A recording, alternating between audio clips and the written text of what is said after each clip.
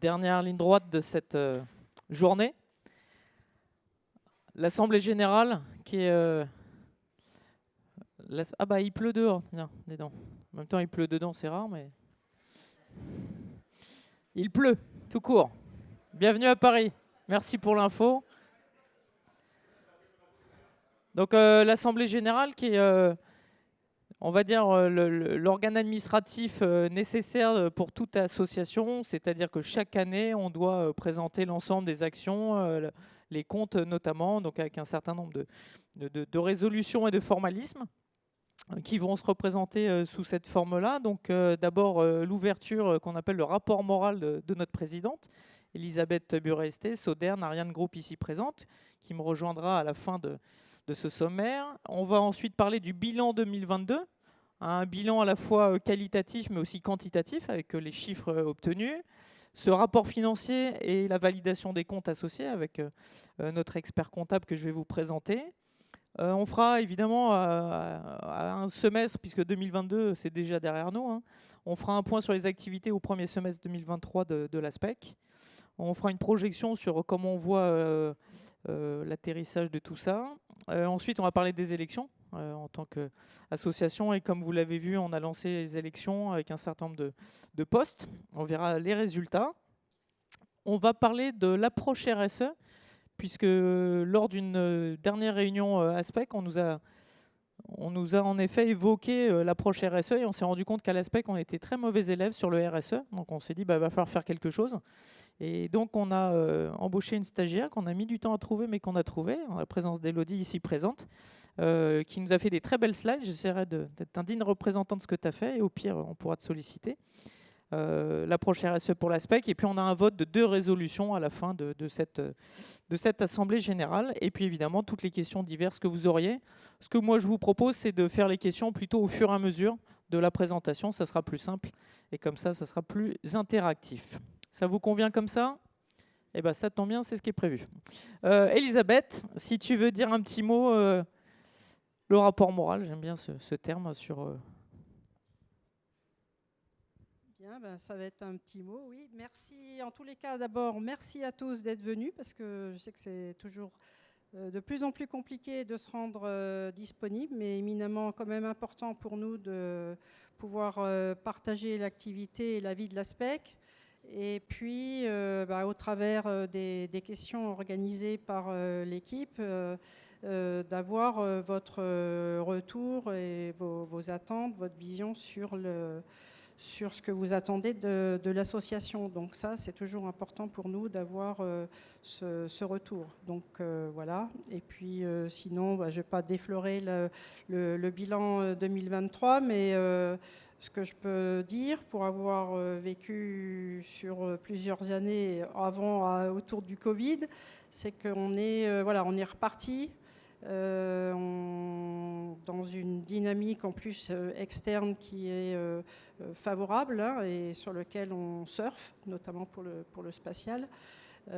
Donc ça, c'est vraiment réjouissant, et on peut compter sur une équipe qui sait surfer, qui bouillonne et qui sait surfer sur toutes les opportunités pour pouvoir continuer à maintenir et développer l'ASPEC. Alors je le répète, hein, développer, c'est pas au sens business d'actionnaire qui cherche à faire de l'ébit ou je ne sais quoi, c'est surtout pour continuer à apporter le contenu, l'adapter aux besoins des membres. Hein. On a conscience qu'il faut être de plus en plus rapide, et donc offrir aux membres la capacité d'acquérir les connaissances, le réseau de plus en plus facilement.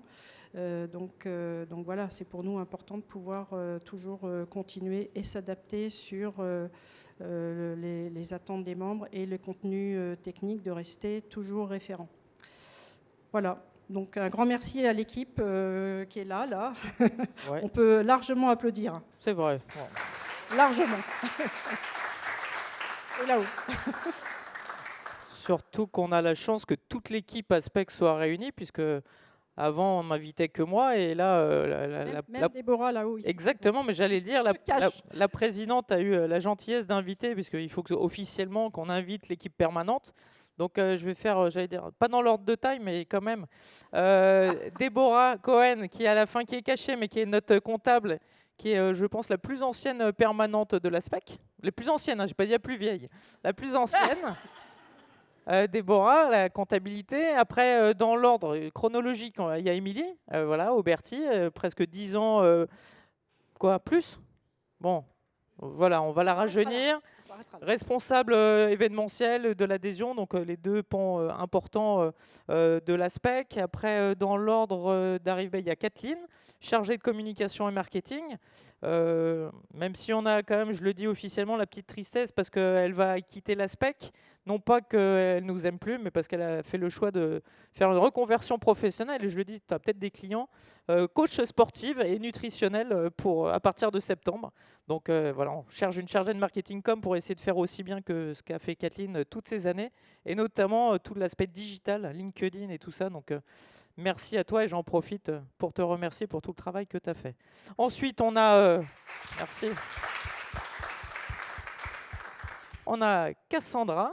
Cassandra qui nous a rejoint l'année dernière pour la partie formation et j'ai l'impression qu'elle a depuis 5 ans, tellement elle a été efficace, percutante, pertinente, sympathique, agréable. Je vais arrêter sinon... Tu vas avoir les chevilles qui vont enfler, mais on est hyper content. Donc en chargé de formation, donc toute la partie formation administrative, backup, digital qu'elle est en train de développer. Donc merci à toi Cassandra, qui continue d'être avec nous et qui est voilà, très, très efficace. Et secondé, ou je ne sais même pas comment dire, drivé l'idée par Philippe. Voilà, Philippe Bourbon, qui lui aussi, on a l'impression qu'il est là depuis 10 ans, mais en fait, il n'y a même pas un an d'ancienneté, puisqu'il est arrivé en octobre l'année dernière, comme toi, septembre. Et pourtant, une activité formation, je vais vous montrer, qui est en plein essor. Et ils ont fait un gros boulot dès le début. Et puis plus récemment, Elodie qui nous a rejoint pour le stage, pour la partie RSE. Voilà, donc c'est vraiment une équipe permanente de 7 personnes en tout. On est voilà, 6 et 7 avec toi pour les 4 mois à venir. Et on essaye justement d'être les permanents, donc les opérationnels, tout ce qui se décide en assemblée générale, en conseil d'administration, conseil scientifique. Et bon, je le dis personnellement, mais vraiment heureux de faire ce job et d'être au service d'un réseau parce qu'on prend plaisir vraiment à faire tout ce qu'on fait. Sinon, on ne serait pas là, sinon je serais pas revenu, sinon elle serait déjà partie. Enfin voilà. Donc on va continuer dans cet élan. Merci beaucoup, Elisabeth. Voilà. Ah bah, regarde. Je pense que vous m'avez pas assez vu, donc j'ai mis ma tête. Non, c'est pour ma mère, je vais envoyer le compte rendu. C'est au cas où vous m'auriez pas bien vu. Trêve de plaisanterie, moi je vais faire le bilan qualitatif 2022 de ce qui s'est passé à l'ASPEC sur cette année-là. Comme vient de le dire Elisabeth, bah, on revient de loin, puisque 2022, bah, post-Covid, hein, je ne vais pas vous refaire toute l'histoire, vous la connaissez. On a dû prendre un prêt garanti par l'État. Situation financière extrêmement difficile pour l'ASPEC, hein, évidemment, puisque nos deux ressources financières, événements, formation, bah, plus rien. Du jour au lendemain, plus d'événements, plus de formation, donc forcément plus de ressources, pas de subventions extérieures. Donc bah, très très dur. Une réorganisation au même moment, puisque l'activité formation voilà, a complètement périclité. Les gens qui y travaillaient n'y étaient plus. Et donc, bah, embauche d'une nouvelle chargée de formation que je viens de présenter, Cassandra, un nouveau responsable formation. Donc, une situation financière difficile avec la deuxième activité financière en plein renouveau. Donc, c'était pas gagné. Un audit qui nous tombe dessus, Calliope, accréditation. Donc, au départ, j'étais l'initiateur de ça et je me suis rendu compte que j'y arriverais jamais. Et heureusement, un homme fort est arrivé, Philippe. C'est pas Zoro, mais presque hein, pour moi quand même, et, avec Cassandra et puis le reste de l'équipe. Mais donc, un audit Calliope positif, l'accréditation. Autre point hyper important en 2022, je vous le présenterai tout à l'heure, hein, avec Yves Jacques, un nouvel expert comptable. Pour ceux qui connaissent l'histoire de l'ASPEC, on avait Pierre Aranzana pour le citer, parce que quand même c'est quelqu'un que j'appréciais beaucoup et qui a été longtemps au sein de l'ASPEC, je crois plus de 25 ans. Déborah, tu me dis si je me trompe, mais je crois que c'est ça. Hein.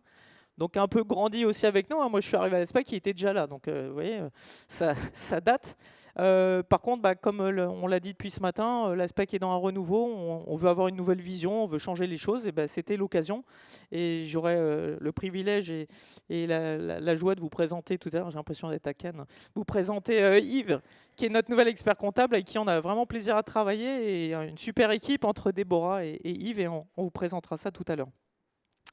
2022, une première édition à Contamine à Lyon. Nous, ça faisait quelques années avec Émilie qu'on défendait ce que disait tout à l'heure John. On avait toujours la difficulté tous les 2 ans d'avoir quelque chose en décalage parce que Contamine Expo, c'était que tous les 2 ans, donc c'était pas évident financièrement. On a défendu cette idée, certains n'y ont pas cru, d'autres y ont cru. On l'a lancé et ça a réussi, donc on est vraiment content. Et vous avez aussi participé, hein, évidemment, à cette réussite. Un chiffre d'affaires en 2022 au-delà des objectifs, donc ce qui était là aussi pas gagné, hein, post-Covid, une situation économique pas forcément facile pour tout le monde, mais pour autant un très beau chiffre d'affaires. Et puis comme disait la présidente, il n'y a pas que le chiffre d'affaires, il y a aussi est-ce qu'on fait de la marge, est-ce qu'on gagne de l'argent. Et puis on a un bilan comptable extrêmement positif, mais je vous laisserai les spécialistes en parler. Sur le bilan quantitatif, pour parler justement des objectifs, vous retrouvez toutes nos activités, hein, l'adhésion, l'événement Contamine à Lyon, la journée technique, tous les objectifs qu'on s'était fixés avec le conseil d'administration qui ont été validés l'année précédente, hein, donc fin 2021, 850 000 € de chiffre d'affaires, et si vous regardez, en fait on a fait plus d'1 million. Pour ceux qui connaissent les inconnus, hein, le million, voilà, on était contents. C'était pour nous une barrière un peu psychologique quand même, à laquelle on croyait à mon avis à peine.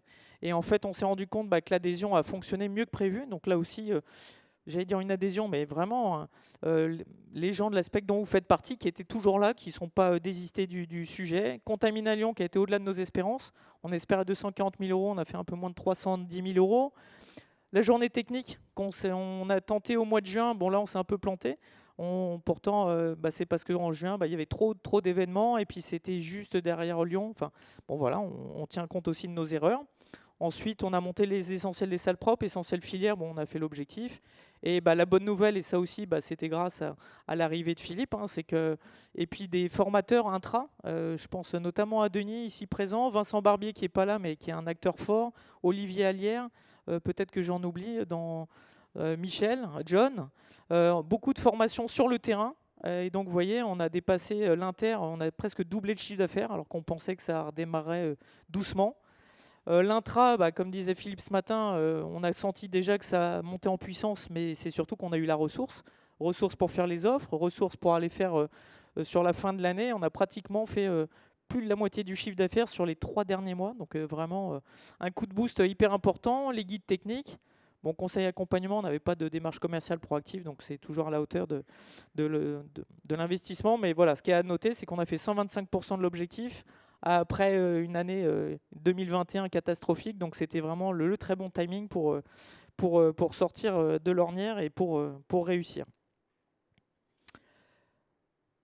Donc ça, c'était le chiffre d'affaires. Mais maintenant, on va parler le bilan 2022. Donc j'invite Déborah à me rejoindre, accompagnée de l'expert comptable. Je vais essayer de meubler le temps que Yves réussisse à descendre parce qu'il nous a fait des petites... voilà.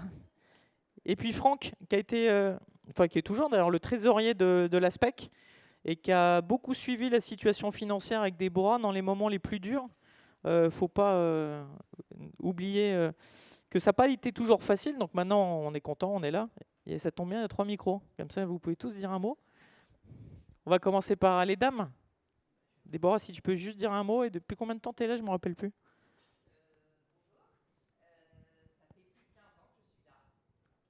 Donc tu es bien l'ancienne de l'ASPEC. Voilà.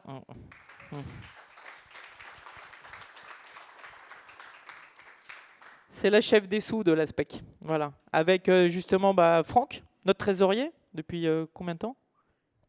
C'est mon 3e mandat à l'ASPEC depuis quelques années. Et mon mandat là, de trésorier, c'était mon premier mandat. J'ai eu l'honneur de tomber, d'avoir le mandat au moment du Covid. Voilà, et donc là, oui.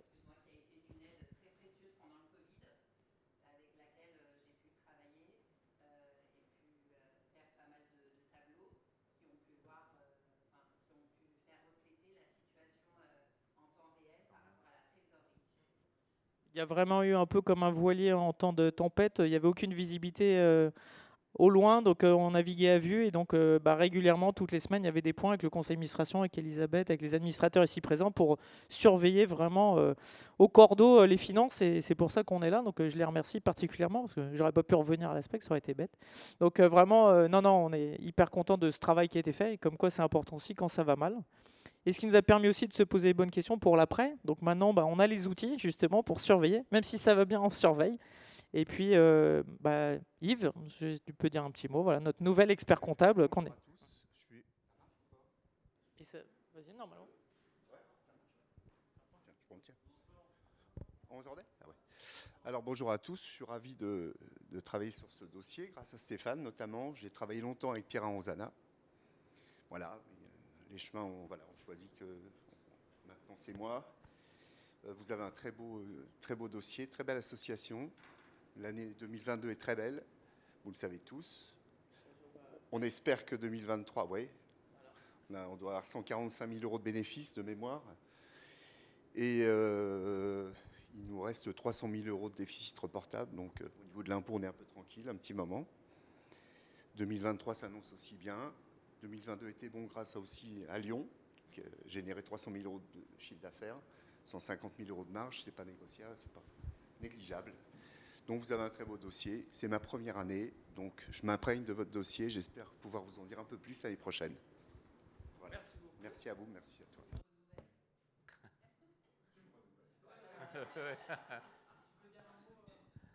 Oui, quelques mots parce que concernant la situation, elle était compliquée. Bon, toutes les entreprises l'ont connue.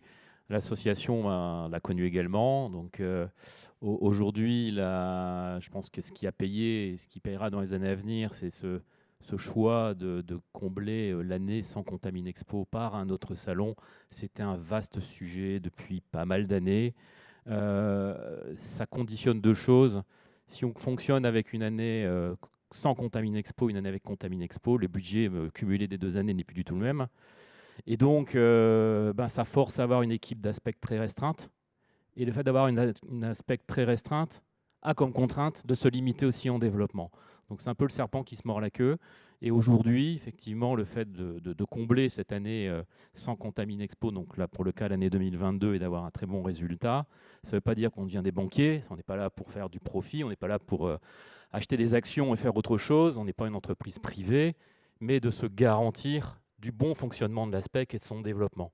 Et d'être serein.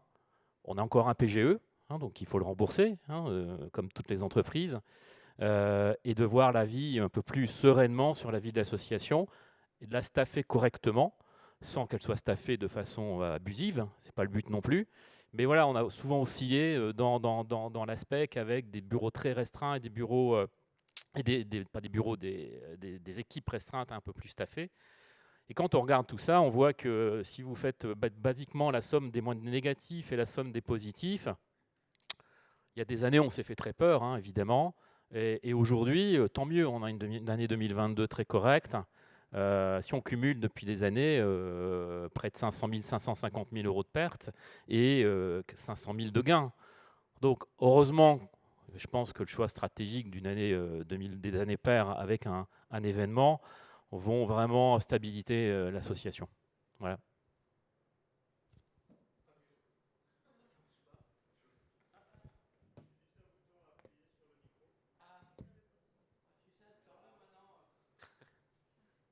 Deux. Ah ouais, magnifique. Merci beaucoup. Débo, tu voulais rajouter quelque chose?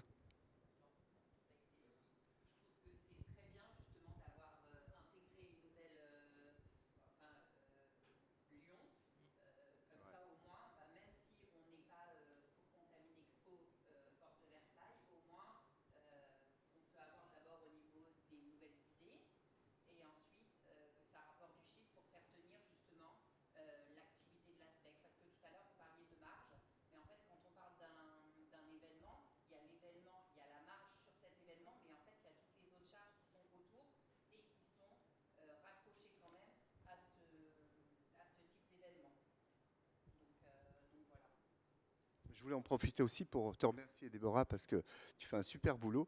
Et travailler avec toi, c'est vraiment très plaisant. Donc merci à toi. Ouais, merci. J'adore, on s'aime tous, tout est formidable, j'adore. Oui, Mathilde.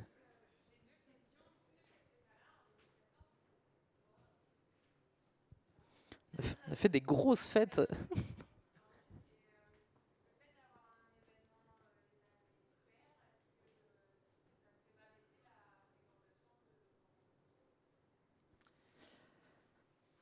C'est 2 très bonnes questions.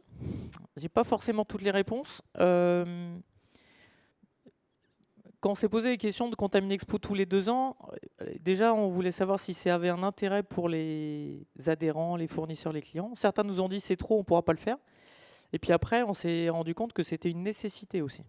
Et on s'est dit, on va tenter, parce que comme disait Déborah, on n'arrivait pas à lisser. Pour faire simple, hein, on a des frais de charge fixes. Et si vous mettez vos charges directes ici, ça veut dire que chaque année paire, en fait, on était déficitaire. Et si tu n'as pas d'avance de trésorerie, ça devient extrêmement compliqué. Donc, de toute façon, c'était une nécessité. Je ne peux pas répondre à la question, en effet, est-ce que le fait d'avoir Lyon, ça enlève pas? Alors, il y en a, on va plus loin, il y en a qui nous ont dit il faut arrêter Paris parce que Lyon, c'était génial. Donc, alors là, si je leur montre ça, je dis mais moi, je ne peux pas arrêter Paris non plus. Et puis, il y a le chiffre d'affaires, c'est une chose, mais il y a après aussi comment on fait vivre notre réseau. Et c'est au travers de ces événements où on est présent qu'on anime toujours ce réseau. Et pour la deuxième question, et en fait, c'est ce que disait un peu Franck, c'est qu'on s'est un peu emballé à un moment donné, c'est qu'en fait, on a augmenté la masse salariale avec de l'expertise, avec des cadres, avec de la sous-traitance, avec une agence de com. Enfin, on s'est dit, faut y aller. Et le chiffre d'affaires n'a pas été en phase des investissements. Et c'est pour ça que ce qui a été décidé l'année dernière, c'est de dire on va essayer d'être un peu plus raisonnable, d'essayer d'asseoir une situation financière pour avant de s'emballer de nouveau. Et l'idée, encore une fois, c'est pas d'être riche à millions, mais c'est d'assurer juste une pérennité et de ne pas se dire, comme c'était l'année dernière, en fait, l'aspect qu'on connaît tous depuis très longtemps, tout peut s'arrêter. Moi, perso, quand j'ai appris ça, c'est limite si j'avais pas le petit pincement au cœur en disant ça fait 25 ans que je suis dans le réseau et on va me dire l'aspect qui n'existe plus. J'avais du mal à le concevoir. Donc il a fallu vraiment, et c'est le gros travail qu'a fait Déborah et puis Franck et puis tout le bureau, de tenir le bateau qui a été en pleine tempête, dans des creux incroyables, et puis ça a tenu. Parce que 2020, moins 180 000, si on n'a pas de la trésor et puis une visibilité derrière, si on n'avait pas fait les 145 000 en 2022, ça aurait été un peu plus compliqué. Voilà. Donc maintenant, on va essayer de faire en sorte de ne pas revivre. Voilà. Bon, après, c'est facile à dire, mais le Covid, on ne sait pas. Peut-être qu'un jour, il va se passer un autre truc. L'essentiel pour nous à retenir, c'est un résultat qui n'a jamais été obtenu dans l'histoire de l'ASPEC. Donc voilà, un résultat positif qui nous permet d'assainir. En effet, on avait un déficit, on ne va pas payer d'impôt là-dessus parce qu'on a justement un cumul. Donc on peut encore se permettre de faire 2 fois 150 000, donc allons-y. Et comme je dis toujours, l'argent qu'on va gagner, c'est pour le mettre au profit du réseau. C'est pour faire des fascicules, c'est pour créer des guides, créer des événements, créer des soirées, des after-work, enfin tout ce qu'on peut faire pour justement que ça enrichisse notre réseau. D'autres remarques avant le vote officiel, donc la validation des comptes. Donc notre expert comptable qui a tout mis en place et validé avec Déborah, mais on doit soumettre à l'Assemblée générale, c'est ce qui se fait d'office. Donc est-ce que tout le monde est pour la validation des comptes ou il y a des gens encore réticents qui voudraient mettre le nez dans les comptes? Ce qui est possible. On est une association reconnue publique, donc comment tu veux venir voir? Non, c'est pas caout la validation des comptes. Il y en a qui s'habituent. Bon, c'est bon. Validation des comptes. Je vous en remercie.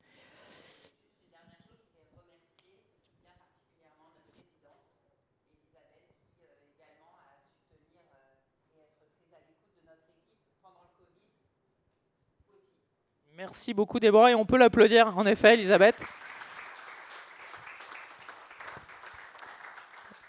Et tu fais bien de le dire, Déborah, parce qu'il faut quand même revoir le contexte, c'est qu'on avait nommé une nouvelle présidente, et au vu de la situation, elle a quitté le bateau.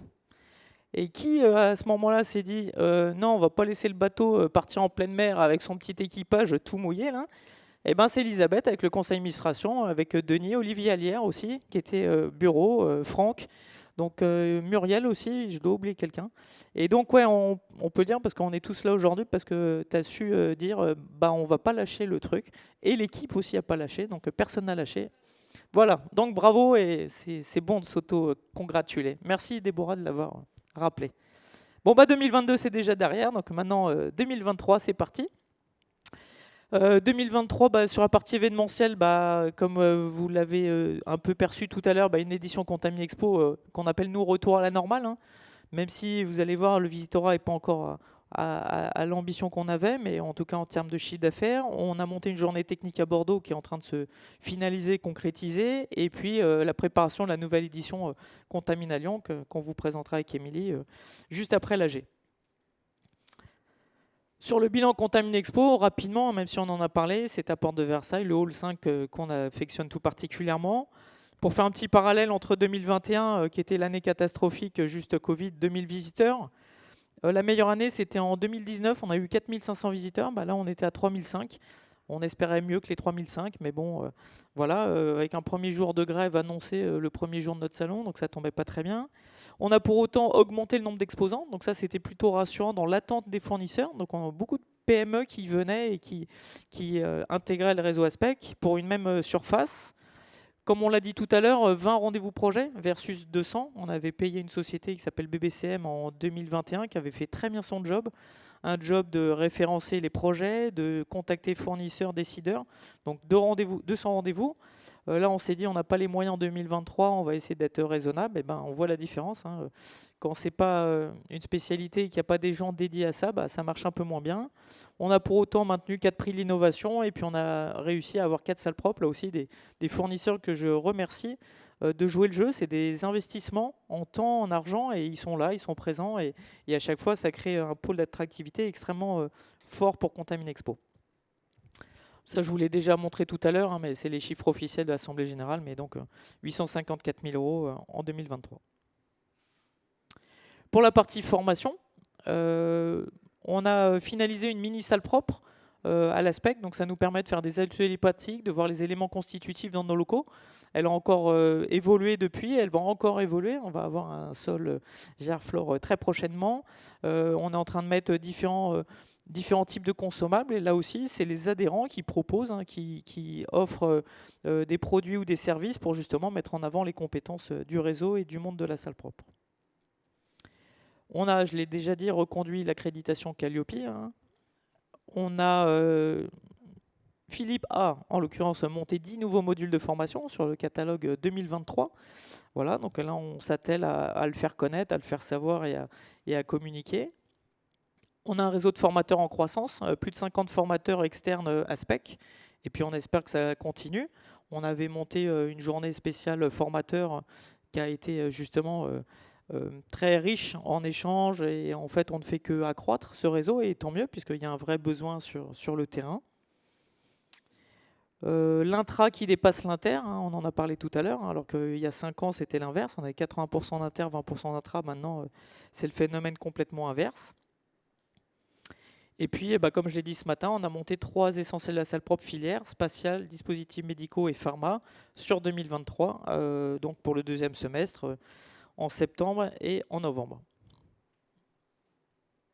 Voilà, et vous avez de nouveau les dates pour ceux qui veulent nous rejoindre. C'est des petits formats puisque c'est à peu près 20-25 personnes. Volontairement, on limite. Ce n'est pas des grandes journées techniques parce qu'il y a des visites techniques avec visite des centrales de traitement d'air, visite des locaux. Donc ça permet de faire des plus petits formats.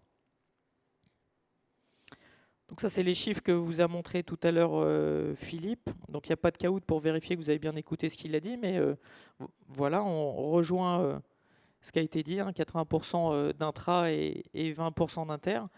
Le point positif, c'est qu'on est plus sur le terrain, donc on est chez les clients, donc on comprend mieux ce qu'ils font, on voit les installations, on fédère les équipes autour d'un même discours, on parle le même langage.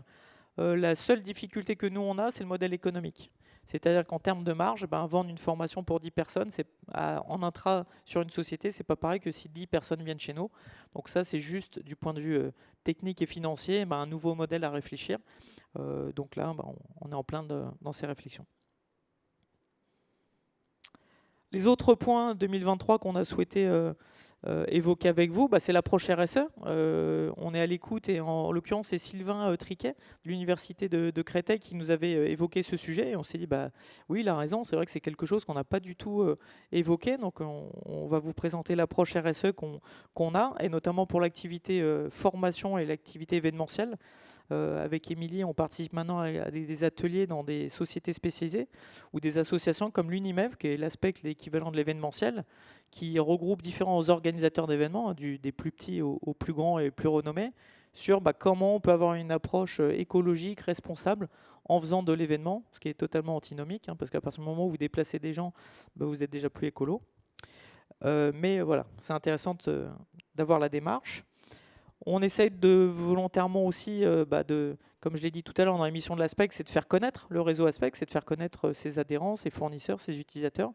Et donc on essaye d'augmenter notre visibilité, partenariat, réseautage. Et notamment, la plus récente, c'est la Fondation Van Allen, qui est non pas un guitariste comme certains me disent, mais qui est une institution des grands donneurs d'ordre du domaine spatial. J'ai une petite slide après que je vais vous montrer, qu'on a intégré par cooptation grâce à Muriel Bernard, qui fait partie du bureau et du conseil d'administration de l'ASPEC.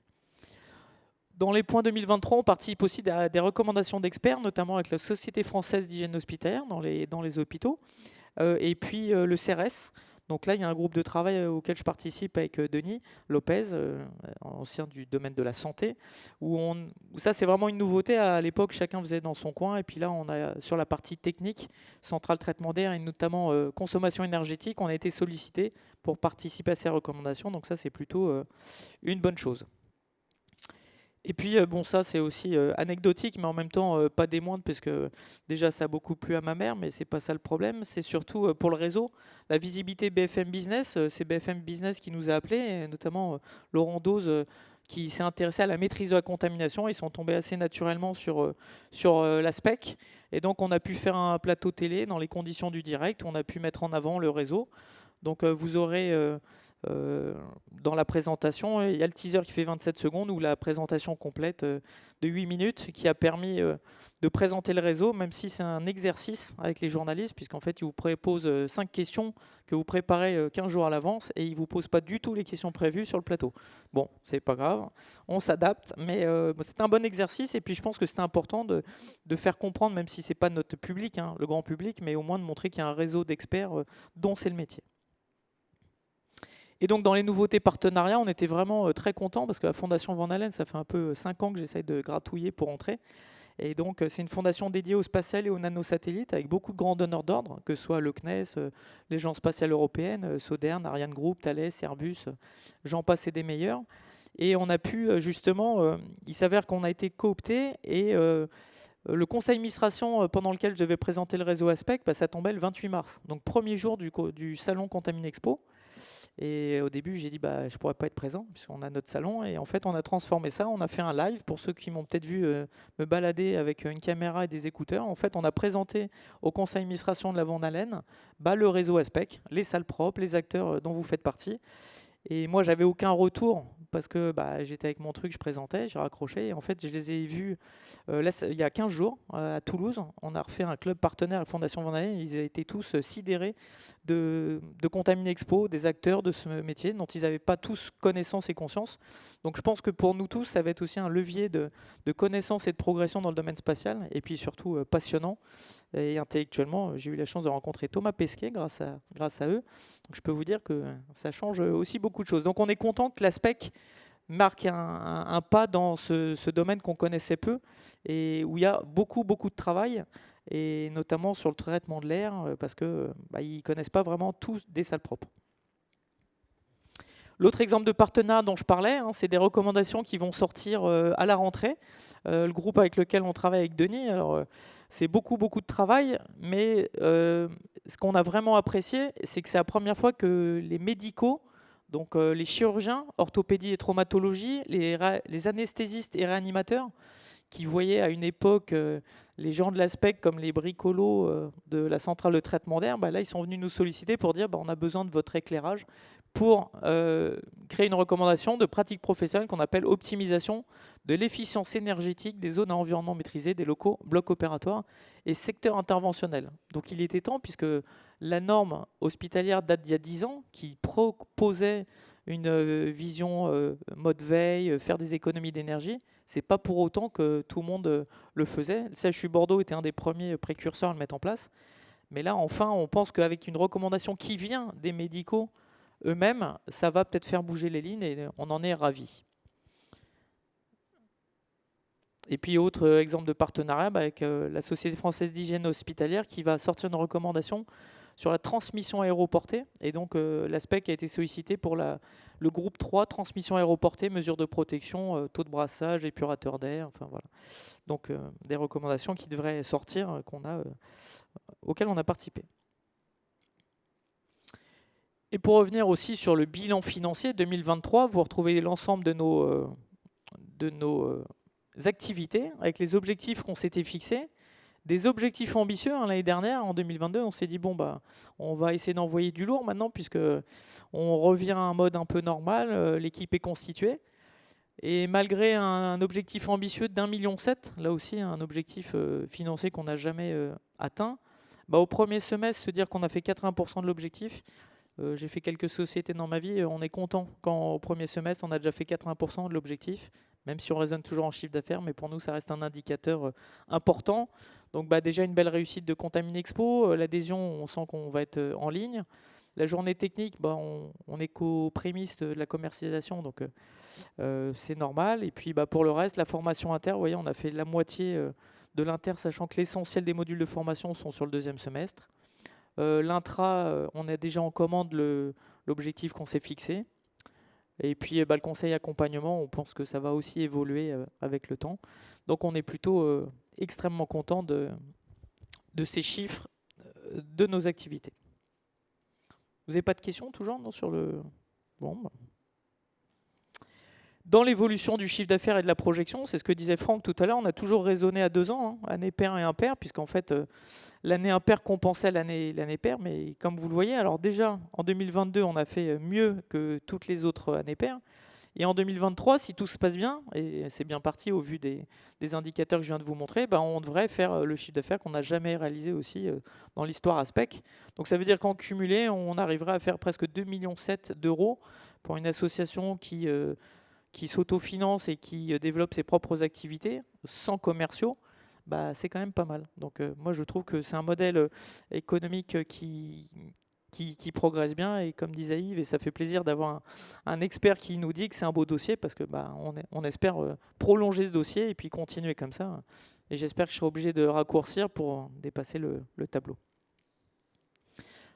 Par contre, c'est vrai qu'il faut rajouter, comme disait Elisabeth, on ne fait pas une course au chiffre d'affaires. On n'a pas une ambition à faire 10 millions d'euros à l'ASPEC. L'idée, c'est surtout, comme l'a dit Franck, de pérenniser notre situation financière, d'avoir une situation fiable, saine, qui nous permette peut-être de prendre des risques sur des nouveaux événements. Et bah, si on n'a pas beaucoup d'argent, on ne peut pas se permettre de prendre de risques. Et c'est là où le serpent qui se mord la queue. Alors que là, on se dit, bah, on va peut-être pouvoir tester de nouvelles choses, et c'est tant mieux. Un point communication marketing avec les belles slides de Kathleen. Un petit point sur quelques chiffres. En fait, on a 3524 abonnés LinkedIn, c'est très précis. Peut-être que depuis, on en a 3526 d'ailleurs, parce qu'il y en a 2 qui m'ont demandé.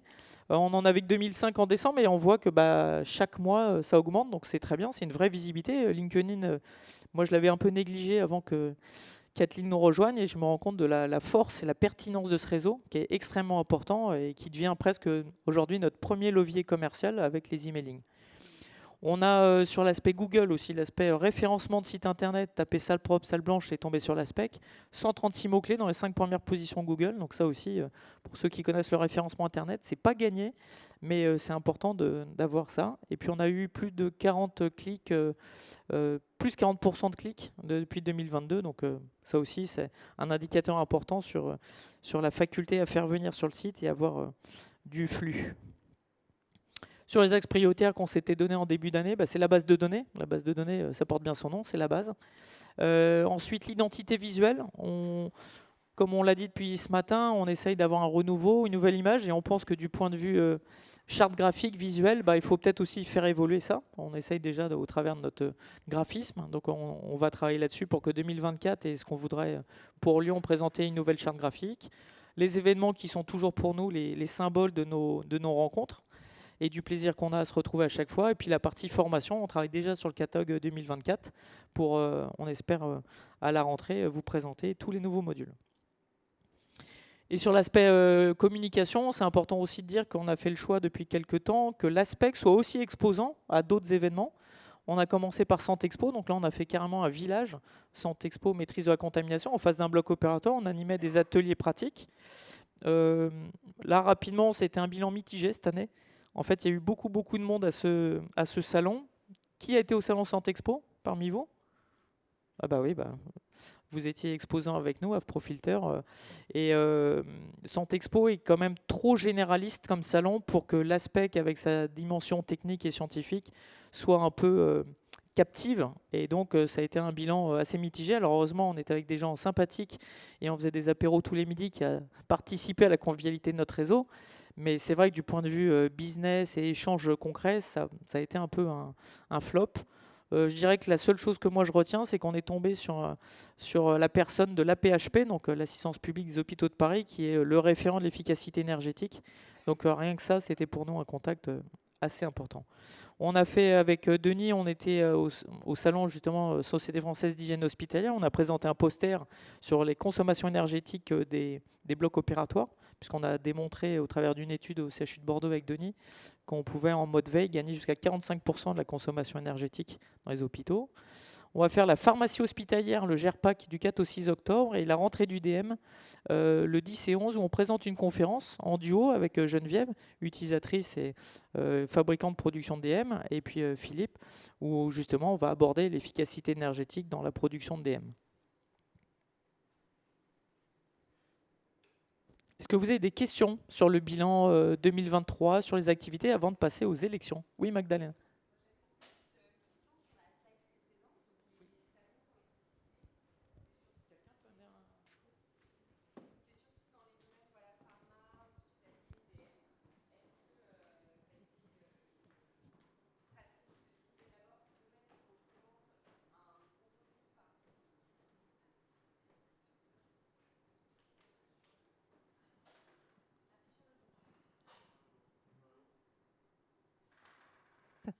Non. Si. Bon, Ouais. ça marche, ok.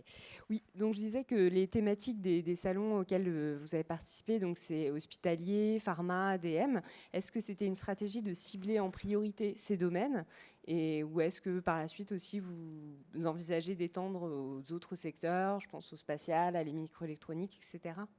Oui, en fait, c'est plus par opportunisme parce que les gens sont venus nous chercher. SF2H, c'est un partenariat. Donc déjà, ils nous offrent le stand parce qu'on est partenaire historique. Et puis après, c'est un peu les autres. La rentrée du DEM, c'est une école qui s'appelle l'ISIFC où j'étais intervenu. Ils ont monté après un salon. Donc assez naturellement, on a répondu présent. Le GERPAC, c'est parce qu'en fait, on travaille en pharmacie hospitalière, notamment Sylvie qui avait rédigé un guide sur les isolateurs. Sylvie Croustemoncier, qui est la patronne du GERPAC et au conseil scientifique de l'ASPEC. Donc ça s'est fait plus par affinité, mais tu as totalement raison. On voit que d'être présent à ces événements, on fait connaître le réseau ASPEC, on fait connaître nos missions, on trouve des clients pour les formations. Donc plus on en fera, comme le fait une société classique, plus on aura de la visibilité et plus on pourra étendre nos domaines de prédilection. Là, j'ai été au Bourget pour le domaine spatial parce que j'avais pas mal de rendez-vous. Je pense que si on avait un stand sur la maîtrise de la contamination au Bourget, ça pourrait avoir du sens. Sauf que les tarifs du salon du Bourget, déjà pour trouver une chambre d'hôtel, pour se loger à côté. Donc après, il y a aussi cette notion financière, c'est que c'est un coût à chaque fois d'être présent, et c'est pas aux sociétés privées que je vais apprendre ça. Mais oui, pour répondre à ta question, on a intérêt à être présent dans d'autres filières. J'ai vu d'ailleurs, je te suis sur LinkedIn, microélectronique ou voilà, des choses comme ça. Oui, ça pour comment? Optique, tout à fait. Donc oui, oui, je pense qu'on a intérêt à le faire et c'est aussi notre rôle à Philippe et moi d'être un peu les commerciaux. Hein. Même si je disais tout à l'heure, on n'a pas de commerciaux officiels, mais c'est un peu notre rôle de représentation, que ce soit au travers de la formation, des événements ou de ces salons, de ces stands. Et on se fait toujours appuyer aussi par nos administrateurs. Hein. Je pense notamment à Denis qui est un fidèle avec moi pour tenir les stands, Franck qui était là aussi à Lille avec moi, Olivier Allière. Enfin, et c'est aussi les administrateurs, les adhérents dont vous faites partie qui peuvent être force de proposition sur les salons à faire et être présents avec nous sur les stands. Donc oui, oui. Exactement, ça peut être des recommandations, des retours d'expérience sur les événements, parce qu'on sait qu'il y a de plus en plus d'événements qui s'organisent, ou pourquoi pas même des partages de stands. Exactement. Exactement. Et l'autre point important, et on s'est rendu compte, c'est que si en plus on peut avoir une conférence, alors là, ça triple ta visibilité sur le stand, parce que c'est vrai qu'avec un kakémono, aspect, maîtrise de la contamination, ça parle pas. Quand on fait un petit sujet, même si c'est que 15 minutes, on a énormément de monde tout de suite derrière. Donc non, puis on l'a vu, là, par exemple avec Denis, on n'a jamais eu autant de contacts au salon de français hygiène hospitalière. À une époque, c'était très hygiéniste et ils pensaient que au lavage des mains, alors que maintenant, l'aspect technique est vraiment intégré. Oui, Christophe? Ouais, juste une question, en dehors des salons, est-ce qu'il est envisagé ou envisageable pour l'ASPEC de participer ou d'adhérer à certains clusters? Je pense à Photonique France et notamment aussi au cluster Minalogique, qui ont des adhérents qui ne connaissent pas forcément l'ASPEC et qui sont dans le spatial, dans la recherche, dans la biotech, dans toutes ces choses-là qui ont besoin des services de l'ASPEC et des services des adhérents de l'ASPEC également. C'est envisageable, oui, parce que ça a forcément du sens. Envisager, ça rejoint ce que tu disais, c'est un problème de ressources. C'est que déjà, avec Philippe, on est quand même, et l'équipe le sait, on est pas mal sur les routes, et c'est difficile d'être partout. Et moi, mon problème, tout le monde le sait, j'ai du mal à dire non. Donc voilà, quand au Salon du Bourget, on me sollicite pour faire 15 rendez-vous, j'y vais. La TCOR me dit, faut que vous soyez le lendemain de l'AG chez moi, je dis oui. Et à un moment donné, on est limité par ça. Par contre, je pense que c'est important qu'on adhère à ces institutions pour recevoir les news, pour proposer des conférences. Donc ouais, la réponse est oui. Et par contre, on est très preneur de tout ce que vous proposez, parce qu'on n'a pas toujours conscience des sociétés savantes où il faut être, des organismes, certains qu'on ne connaît pas. Donc c'est important que vous soyez aussi moteur là-dessus. Et en général, vu qu'on ne dit pas non, on y va, quoi. Puis après, vous pouvez être des relais aussi.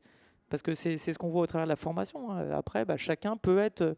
On peut même penser, c'est vraiment l'idée de tout ce qu'on veut développer à l'ASPEC, c'est dire peut-être qu'on pourrait avoir des correspondants, par exemple filière, et qu'on aurait un correspondant optique, un correspondant efficacité énergétique, un correspondant virologie. Donc tout ça s'envisage. De toute façon, nous, on ferme la porte à rien. Tant que ça a du sens pour notre réseau, allons-y. Allons-y. Avant de passer aux élections, vous avez compris qu'on aime bien les petits films maintenant à l'ASPEC, et puis on a la chance d'avoir un partenaire vidéaste qui est devenu... c'est où ma vidéo? Excusez-moi. En fait, j'ai parlé tellement vite, j'ai raté une étape. C'est pour insister qu'on a fait un bon chiffre d'affaires, en fait. Non, je plaisante. Ah, voilà, c'est là. Si on peut lancer, les adhérents en parlent. Donc, c'est un film, justement, sur...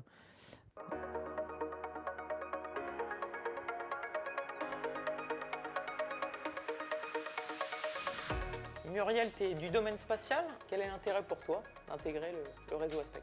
Historiquement, le spatial s'est beaucoup intéressé à la contamination particulaire, mais c'est vrai que maintenant on s'intéresse aussi à la contamination microbiologique, mais aussi chimique. Et donc c'est pour ça que l'ASPEC nous permet de rencontrer les autres domaines et ainsi on peut récupérer leurs bonnes pratiques et les adapter au spatial. Le premier point primordial qu'a pu nous apporter l'ASPEC, c'est un éclairage différent. Nous ne comprenions pas ce domaine et l'ASPEC nous a tout simplement apporté un éclairage de simplification.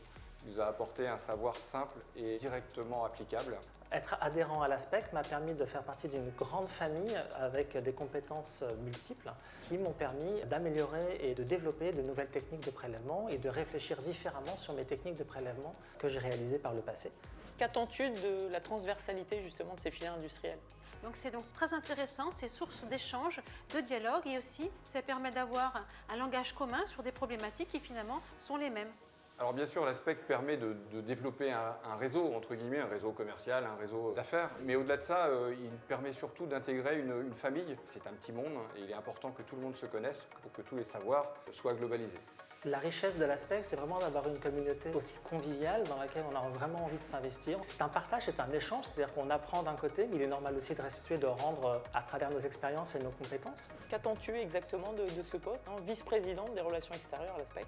Donc j'espère continuer les activités au sein du réseau, d'être très actif, de dynamiser encore les activités qui sont faites et puis apporter la contribution du spatial mais aussi de la formation en tant qu'universitaire pour les contributeurs et les adhérents de l'ASPEC.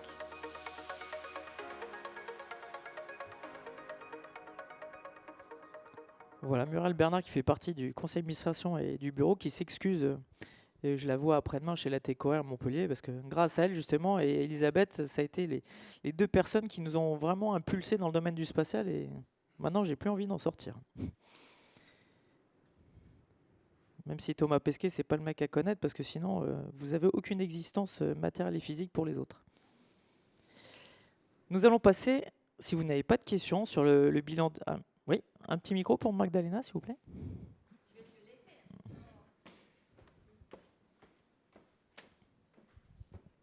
Alors, c'est pas une question, c'est plus une suggestion. On a parlé de la page LinkedIn, mais il y a aussi une chaîne YouTube où d'ailleurs il y a les vidéos qui vous ont été présentées, à part peut-être la toute dernière BFM Business.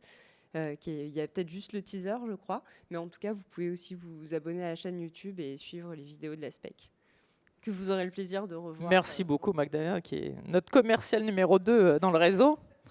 Non, honnêtement, j'avais préparé les teasers BFM, je me suis dit, ils en ont marre de me voir, ça fait une journée que je parle, vous n'allez pas en plus me voir sur un plateau télé. Donc pour ceux qui vraiment rêvent de moi la nuit, vous pouvez vous mettre la séquence directe. Et ma mère a fait 8000 vues depuis BFM. Mais oui, en effet, YouTube, et ça aussi, c'est un point important. Nous allons enchaîner avec les élections. Si vous n'avez pas d'autres questions, de toute façon, il y a cette journée. Mais Magdalena, tu as encore une question? Ah, c'est pas maintenant, mais on parlait des élections. Ça, c'est pour les votes, les procurations. Pas de souci. Donc, en tant qu'association, vous le savez, on a envoyé les appels à candidature. Donc, sur le collège 1, chercheur enseignant personnel santé, on avait un poste à pourvoir. Sur le collège 2, des fournisseurs, on avait 2 postes à pourvoir. Et sur le collège 3, des utilisateurs salle propre, nous avions 2 postes à pourvoir. Donc, je vais arrêter le suspense insoutenable. Et donc, sur les 2 qui se sont présentés, au collège 1, nous avons Michel Thibaudon. Quelqu'un connaît Michel Thibaudon? Il est parti d'ailleurs. Non, il devait s'absenter puisque Michel est lyonnais. Et donc nous sommes ravis qu'il soit élu à ce poste de collège 1, établissement, enseignant, chercheur. Il a tout fait, mais lui dans senior actif aussi dans la partie collège 1. Donc Michel qui a été élu et qui intègre le conseil d'administration.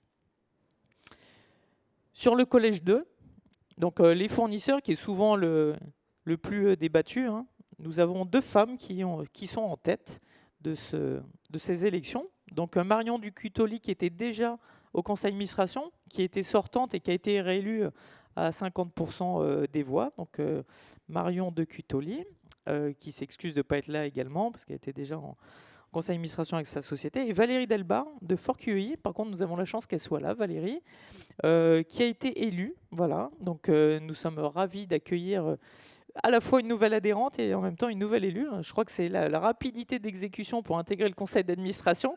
Valérie, elle a été extrêmement forte. Donc, elle a un réseau incroyable, Valérie. Je pense qu'elle a appelé tout le monde. Comme Marion, d'ailleurs, c'est la seule qui a fait une campagne présidentielle. Je ne sais pas si vous avez vu sur LinkedIn, Marion, très très forte.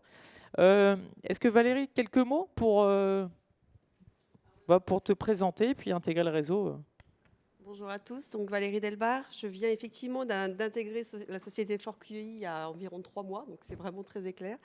Je ne suis pas originaire du domaine de la salle blanche, mais du domaine de la qualité de l'air au sens large, puisque j'ai plus de 15 ans d'expérience dans le domaine. Donc je suis ravie d'intégrer la SPEC. Et j'ai plein de petites idées, effectivement. J'étais membre de Filiance, donc l'équivalent anciennement la COPREC, qui regroupe tous les grands acteurs des bureaux de contrôle. Et on avait des ateliers tous les 3 mois sur des sujets, des thématiques, puisqu'on était entre des référents métiers. Et on oubliait toutes nos casquettes. Donc il y avait le responsable métier d'ECRA, Socotec, l'APAV, donc tous ces grands-là. Et on parlait des problématiques réglementaires ou des nouvelles normes qui allaient sortir. Et j'ai trouvé ça fantastique de pouvoir oublier la casquette commerciale et de travailler sur des sujets. Et je me dis que c'est peut-être l'occasion à l'ASPEC de travailler sur des sujets comme ça. On en parlait hier avec Émilie, justement, de mettre en place des ateliers pour aussi créer du lien et un peu une périodicité et pas attendre l'Assemblée générale tous les ans pour se voir et avancer sur des sujets concrets parce que, comme on le voit, dès qu'il y a un sujet concret sur la table et qu'on est plusieurs, ça avance plus vite et c'est très bien. Merci beaucoup Valérie et ravi de t'accueillir dans cette famille. J'aime bien le terme qui a été employé par Raphaël, par Sylvain et c'est vrai que c'est ce qu'on sent et d'ailleurs nous quand on fait nos événements, on le fait un peu pour notre famille professionnelle.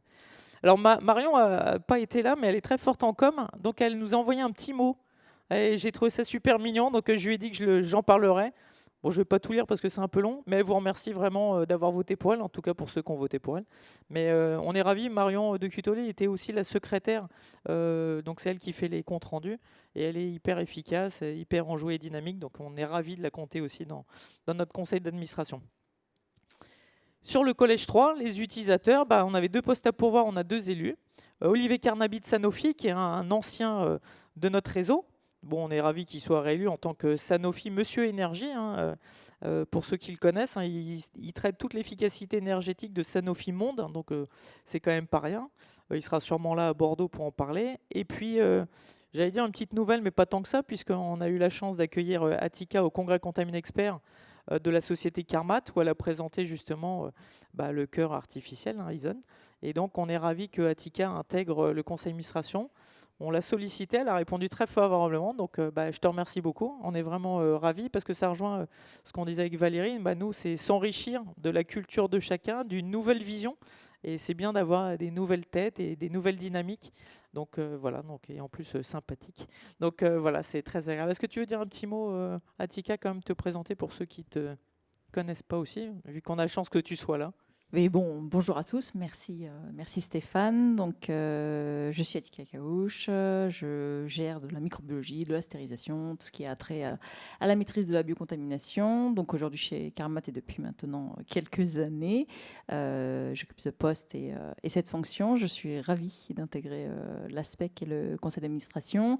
J'ai déjà fait quelques pas au sein de l'ASPEC, notamment en participant à Contamine Expert. Voilà, donc c'est l'échange, le réseau, la famille, c'est tous ces aspects-là qui m'ont motivé à me proposer en tant que membre du conseil. Merci, on est ravis de t'accueillir tous unanimement. Voilà. Pour continuer dans nos élections, donc on avait nos délégués régionaux avec plusieurs postes. Donc pour le poste de délégué régional Nord-Est, Franck a été réélu d'HEX Lab. Donc merci Franck. Est-ce que tu veux dire un petit mot, même si tout le monde t'a vu en tant que trésorier? Mais non, c'est bon? Non, t'en as marre. Ok. Christophe Leloutre aussi, présent avec nous, un fidèle du réseau ASPEC, qui a été lui aussi réélu. Voilà, donc, puis vous voyez, hein, il a fait une belle campagne, parce qu'il a été réélu très très largement, Christophe. Non, et tu as noté quand même 100%, mais tu as eu le plus de voix quand même, 104 voix, donc voilà. Et on est ravis aussi de toujours discuter avec Christophe. Voilà. Est-ce que tu veux dire un petit mot, parce que chacun, on a la chance d'avoir quand même nos élus et nos administrateurs ici, donc de vous donner un peu la parole de chez Samsic. Non, juste en tant que prestataire de service, en fait, l'idée est de pouvoir véhiculer l'image, bien évidemment, de l'association, de l'aspect, qu'à chacune rencontre, que ce soit en interne ou en externe.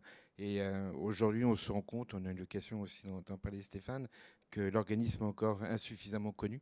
Donc, charge à nous, justement, de prêcher la bonne parole et d'être présent et de générer la convoitise, voilà, tout simplement. Et d'ailleurs, on sait que tu le fais bien, parce que souvent on dit oui, je vous appelle de la part de Christophe.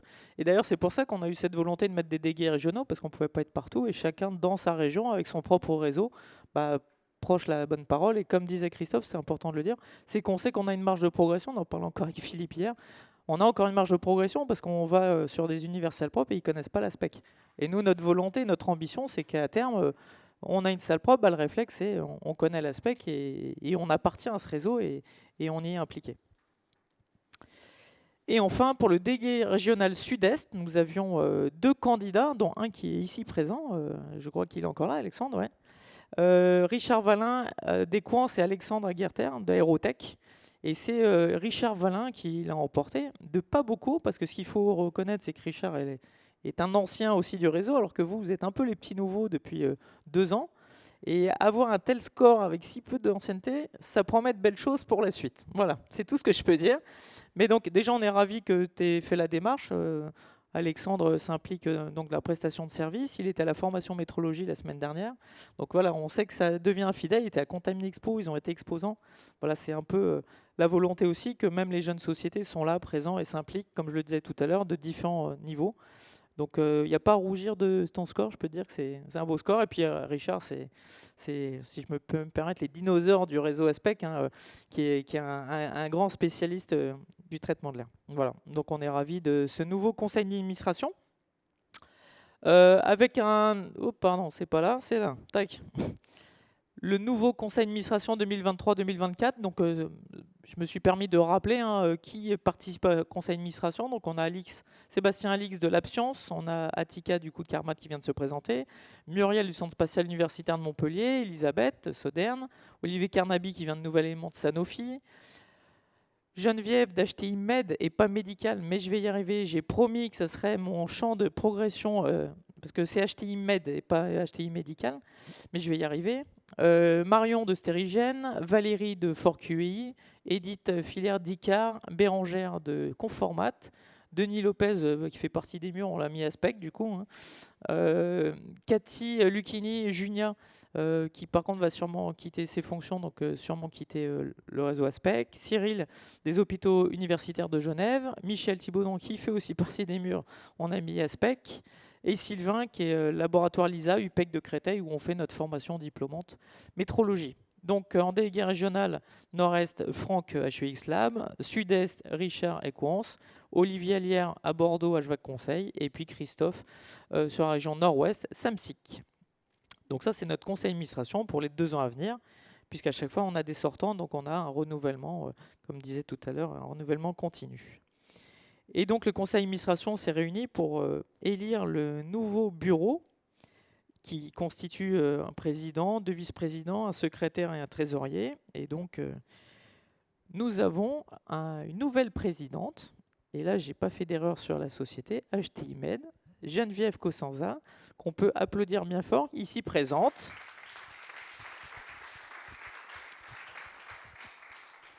Le conseil d'administration a voté pour Denis Lopez en vice-président relations extérieures. Bravo Denis, on peut l'applaudir aussi, hein. Elisabeth, que vous avez vu tout à l'heure, notre ancienne présidente, reste impliquée dans le bureau puisqu'elle est maintenant vice-présidente des opérations. Elisabeth, merci. Marion de Cutoli a été maintenue à son poste de secrétaire et réélue. Donc bravo Marion, je lui dirais que vous avez applaudi. Et enfin, Franck qui garde sa place de trésorier à HUX Lab. Franck, trésorier. Paf.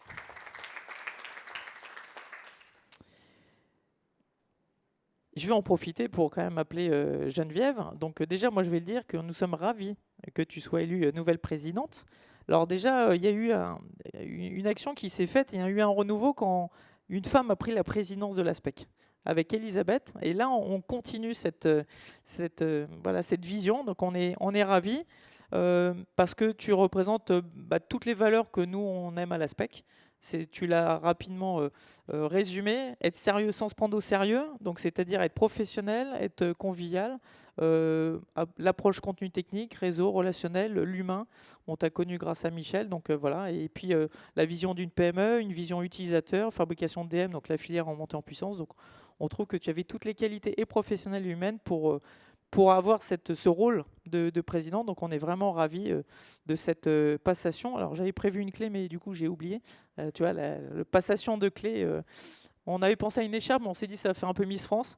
Donc on transmettra ça au prochain bureau. Mais je te laisse peut-être dire un mot, Geneviève. Bah oui, quand même. Ouais. Non, mais dis-le avec tes mots. Bon, déjà, merci au conseil d'administration de m'avoir élu, parce que c'est tout neuf. Je ne connais pas bien le métier. J'espère qu'Elisabeth, tu vas m'aider, mais je compte sur toi. Je suis sûre que tu vas m'aider. Et puis, j'espère être la digne représentatrice d'Elisabeth et que je vous aiderai autant qu'elle vous a aidé pour vous soutenir. Donc, moi, effectivement, je suis issue du monde du dispositif médicaux. On fabrique, donc HTI Med, ça fait partie d'un groupe HTI Technologies et HTI Med. On fabrique des composants céramiques pour tout ce qui est orthopédie, hanches, genoux, épaules, mains, colonne vertébrale. Donc on a 2 unités, une unité qui fabrique et une unité qui nettoie et qui conditionne, dont je suis en charge plus particulièrement, donc avec des grandes salles blanches. On héberge l'ASPEC pour des formations depuis quelques années maintenant, parce que ça nous permet d'avoir une visite technique des installations et des salles blanches.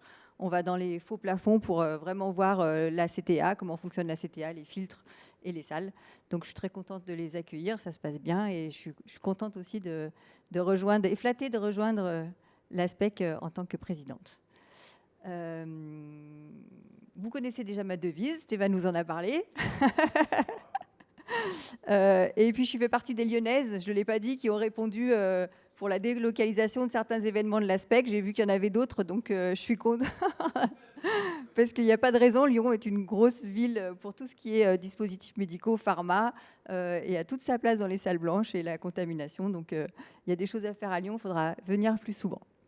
Et puis après, une petite chose qui me tenait à cœur, je sais que Stéphane vous en va parler un petit peu, et puis il y a Elodie qui est là pour parler RSE. Donc RSE, elle va vous en parler surtout vis-à-vis de l'aspect, mais moi je trouve qu'en tant que participant et intervenant en fait dans le monde de la salle blanche, on a aussi notre place à prendre dans la RSE. On parle beaucoup d'efficacité énergétique, mais on ne parle pas assez de tout le reste, de tout ce qui est effluents, déchets, consommables, et de la réduction de tous ces aspects-là. Donc je pense qu'on a vraiment notre rôle à jouer et de faire en sorte que ces contraintes réglementaires et environnementales deviennent des opportunités, parce qu'il y a des opportunités de progrès, d'innovation, et on est tous là pour les saisir. Et l'aspect, je pense que c'est l'endroit idéal, parce qu'il y a un collège de scientifiques, de chercheurs qui peut nous apporter tout le côté technique.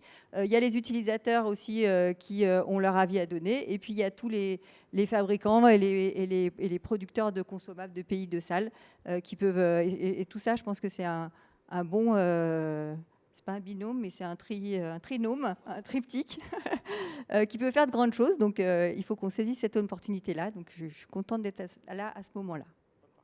Voilà. Merci beaucoup. Et encore bienvenue.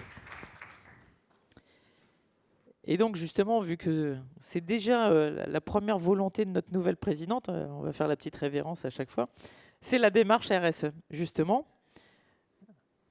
Et donc, Elodie, qui est en stage depuis très peu de temps, a déjà prévu quelques slides très intéressants. D'ailleurs, je ne sais pas pourquoi il est passé en or, c'est pas grave. Donc, c'est déjà qu'est-ce que le RSE, parce qu'on en parle beaucoup, la RSE, pardon. Et après, on va voir la RSE et la SPEC, l'activité formation et, comme je l'ai dit, l'événementiel, qui sont les deux activités importantes sur lesquelles on doit se poser les bonnes questions, comme vient de le dire Geneviève. On a encore un caout. Voilà, et c'est le dernier, là, je vous promets. Mais on va tester vos connaissances sur la RSE. Est-ce que vous savez ce que c'est? On va voir ça. Alors là, il y a vraiment des bonnes... C'est pas du brainstorming, là, ça va être bonne ou mauvaise réponse. Donc, on va voir justement où vous en êtes, si vous êtes aussi bon que moi ou pas, parce que j'ai eu une note catastrophique.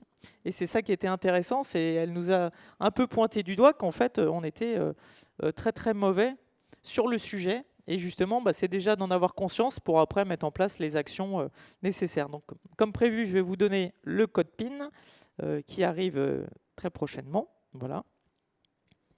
On est dans le timing, tout va bien, ou presque. Le code est le 416 38 76. 416 38 76.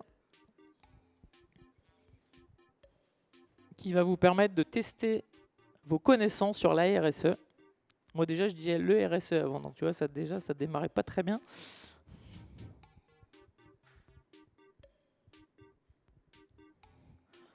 Il y a de plus en plus de binômes. Hein. Là, on sent que c'est fin de journée. Là, deux cerveaux valent mieux qu'un.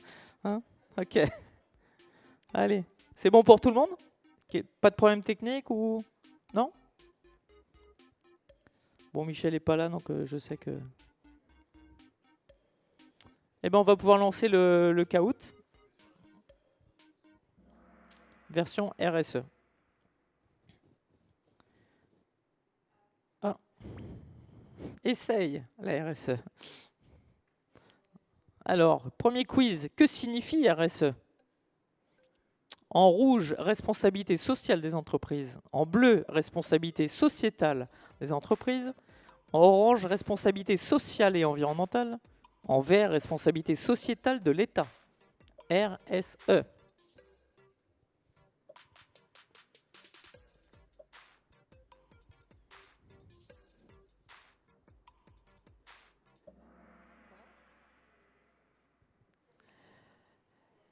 Et donc, vous avez tous dit, en majorité, responsabilité sociétale environnementale, c'est la responsabilité sociétale des entreprises. Vous voyez, ça démarre bien dans la connaissance RSE. Suivant, là on va voir un palmarès par contre. Donc, là vous allez voir qui s'en sort bien. On ne va pas donner le podium des mauvais, mais on va donner le podium des bons. Qui est à l'AT? Depuis tout à l'heure, vous êtes toujours dans le top 3, hein, toutes les deux. Là. Suivant. Les autres, vous vous refaire. Hein. Quelle est la définition de la RSE? C'est d'intégrer les préoccupations sociales et environnementales dans ses activités. C'est un processus qui consiste à développer une haute technologie. C'est une aide de l'État ou c'est une méthode de marketing utilisée pour donner une bonne image aux entreprises? Question à choix multiples. Non, je plaisante. Non, c'était pas écrit. 30 secondes. Intégrer les préoccupations sociales et environnementales dans ses activités. Bon, c'est très bien. Suivant. Nous avons peut-être un nouveau podium? Bah non, tout le monde conserve sa place. Suivant. Vrai ou faux? La RSE est-elle obligatoire? Vrai ou faux? Est-ce une obligation?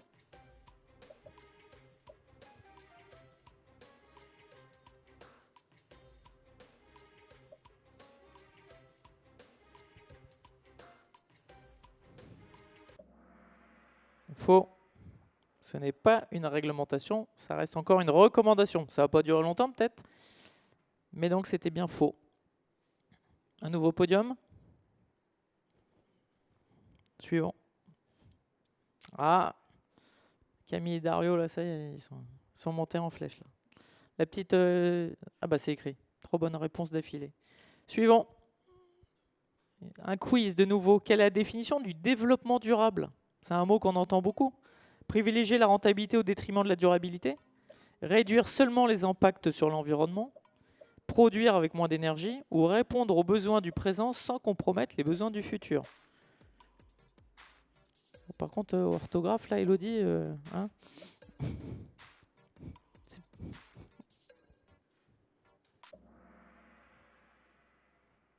Tout à fait. Ça paraît évident, répondre aux besoins du présent. Donc là, le podium va se jouer sur la rapidité de réponse. En suivant, on verra si le podium a bougé.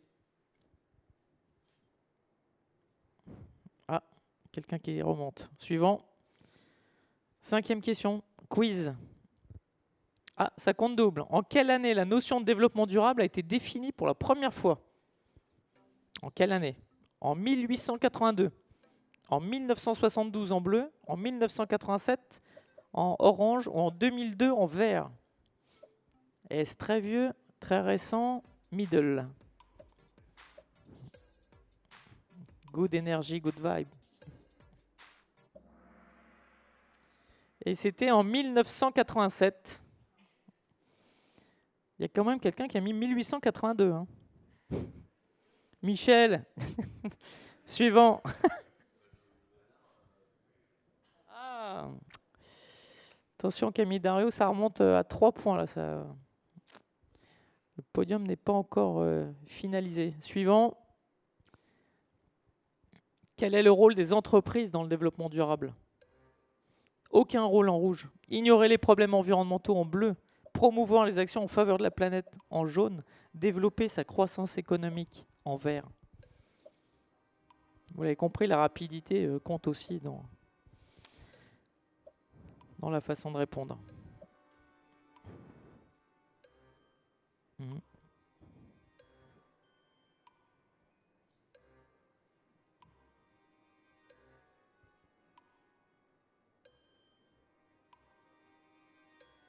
Tout le monde n'a pas répondu. Promouvoir, évidemment, ça paraissait évident. Mais on va voir en termes de rapidité si ça change le podium.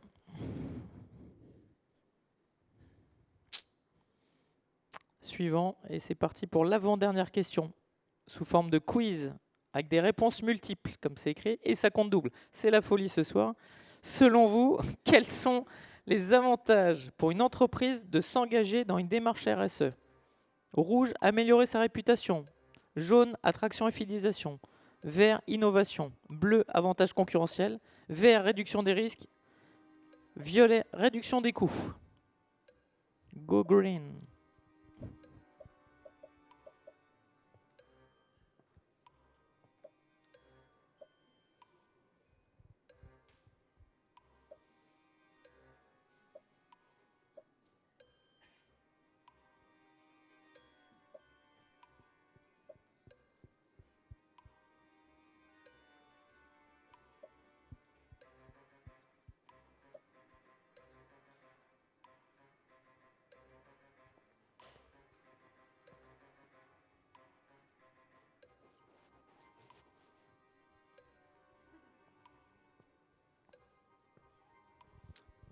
On attend des réponses là.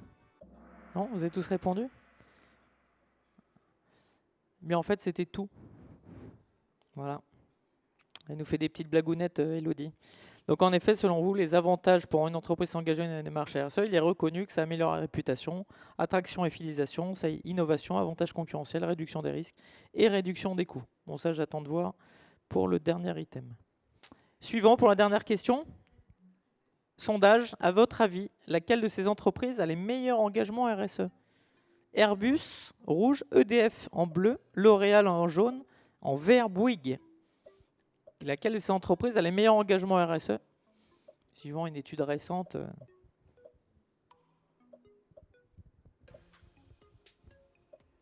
Qui sont d'ailleurs tous des partenaires ou clients Aspect. On travaille qu'avec des partenaires RSE maintenant.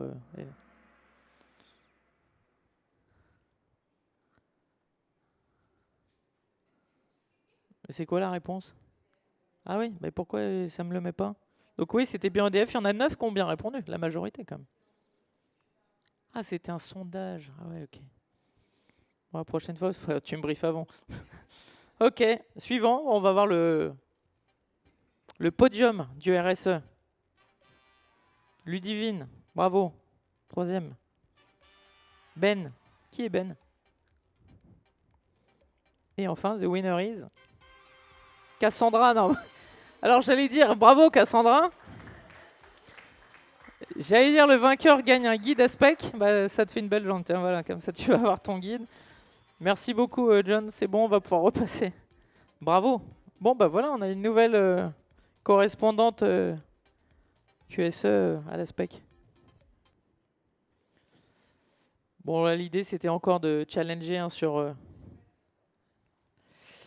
Et ça, on va passer, parce qu'on n'a pas le lien. Mais vous l'aurez, pour ceux qui veulent voir, il y a une petite vidéo de présentation qui présente rapidement ce qu'est le RSE. Rapidement, hein, c'est quoi la RSE? Vous l'avez compris, hein, c'est une démarche volontaire de l'entreprise qui intègre les préoccupations, on l'a dit, sociales, environnementales. Il y a 3 piliers, social, économique, environnemental, je le trouve pas mal fait. Et puis l'ISO 26000, qui est une ligne directrice de la RSE, avec quand même 17 objectifs de développement durable. Je ne sais pas si nous, après, à l'Aspect, on va être capable de le faire, mais l'idée, c'est d'appliquer la RSE à l'Aspect. Donc, on a d'abord, à l'Aspect nous-mêmes, 3 volets qui ont été identifiés par Elodie. D'abord, le bien-être dans les locaux. Donc, vu qu'on est dans le traitement de l'air, il y a une voie d'amélioration de végétaliser les bureaux avec des plantes dépolluantes. Je ne savais même pas que ça existait.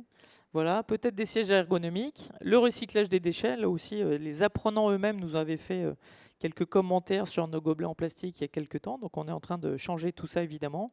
Et puis, quelque chose qui est lié à l'ERP, établissement recevant du public, la conformité des locaux avec les panneaux de sortie, sécurité, incendie et autres. Donc ça va être le premier volet RSE à l'Aspect. Le deuxième qui est lié à l'activité formation. En fait, on va devoir faire une évaluation de l'empreinte carbone de notre activité formation, c'est-à-dire qu'on va devoir identifier un certain nombre de critères au travers de tous nos apprenants. Donc, savoir d'où ils viennent, est-ce qu'ils sont venus en train, en bus, en avion, en kayak. Ça va être un peu compliqué, mais ça va être encore une contrainte administrative supplémentaire, alors qu'on nous demande de faire plus simple. Et en face de ça, une digitalisation qui va permettre d'éviter le papier, parce que là aussi, en tant qu'organisme de formation, on nous imposait des feuilles d'émargement, une par demi-journée, on repartait avec un dossier complet. Et là, le but, c'est justement d'avoir une empreinte la plus basse possible, donc diminuer les impressions et d'avoir des signatures électroniques. Et sur l'activité événementielle, où là, c'est un peu plus complexe et ça ne va pas être simple, mais c'est d'abord le choix des prestataires. Donc maintenant, nous, en tant qu'organisateurs d'événements, on va devoir privilégier des critères, des choix de prestataires, notamment qui soient locaux pour réduire l'empreinte carbone. Il y a des démarches anti-gaspillage, donc réduire les quantités. Donc c'est pour ça que tout à l'heure on parlait qu'on évite le gratuit, parce que si vous avez 60 personnes et vous prévoyez un repas pour 60 et qu'il n'y en a que 40 qui viennent, ces 20 personnes gaspillent. Donc il existe des solutions, il y a des associations qui récupèrent les surplus. Le recyclage aussi, alors là c'est un gros sujet dans la partie événementielle, puisque c'est, je pense, le pire phénomène que j'ai vu. C'est-à-dire que vous construisez tout pour 3 jours et tout part à la poubelle. Alors sur un événement comme le nôtre, ça paraît anecdotique et déjà on trouve ça hallucinant, mais quand vous voyez le salon de l'auto ou le salon du Bourget et que tout part à la poubelle, c'est un truc, ça paraît incroyable, impensable, et pourtant ça l'est. Donc il y a des solutions, tout n'est pas simple, et c'est pour ça J'attends de voir sur les coûts. Je prends un exemple qu'on a vécu nous sur le dernier événement. On nous a dit il existe des moquettes recyclables. Bon, elles sont plus chères. Bon, on va jouer le jeu. Ce qu'on nous a pas dit, c'est qu'elles sont de moins bonne qualité, parce que vu qu'elles sont recyclables, elles sont toutes fines, au lieu d'être épaisses et où le résultat et le rendu est super beau. Mais en fait, dès le premier soir, alors qu'on n'avait pas lancé notre salon, ça gondolait dans certains coins. Et puis après, on nous a dit, en fait, elles n'avaient pas été recyclées parce qu'il n'y avait pas la benne spécifique pour le recyclage. Donc vous voyez, c'est la limite un peu du RSE, où on essaye d'avoir une démarche proactive, une démarche responsable, et on se rend compte en face que ça ne marche pas toujours. Mais on ne lâche pas, et on est toujours en démarche présidente. Pour finaliser cette Assemblée générale, on a une deuxième modification, une deuxième résolution qu'on voulait voter à cette Assemblée générale. C'est pour l'adhésion. Au revoir, mesdames. Vous n'avez pas fini première, donc voilà. Non, mais merci beaucoup d'avoir été là, et puis à bientôt. Et en fait, pour la partie adhésion, en fait, on peut faire de l'adhésion par tacite reconduction, mais il faut que ça apparaisse dans les statuts, ce qui nous évitera un nombre de... À bientôt. Un nombre de démarches administratives. Et donc, si vous êtes d'accord, on veut voter l'adhésion par tacite reconduction, mais pour ce faire, il faut que ce soit intégré, tel que le stipulent les textes, dans nos statuts. Donc, il va falloir modifier les statuts et les intégrer. Et une modification de statut doit se faire en Assemblée générale. Donc, est-ce que sur le principe, vous êtes d'accord? Ça tombe bien. Merci beaucoup. Donc, validation des statuts. Bon, ça, c'est moi qui remplirai, mais c'est comme quoi les votes ont été unanimement sur les deux résolutions qui sont la validation des comptes que vous avez validés tout à l'heure et enfin l'adhésion par tacite reconduction. Est-ce que vous avez des questions sur cette Assemblée générale? Pas de questions? Mathilde.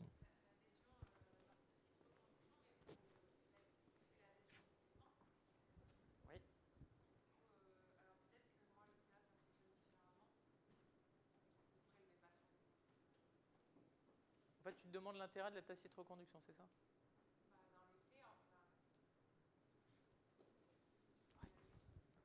Merci.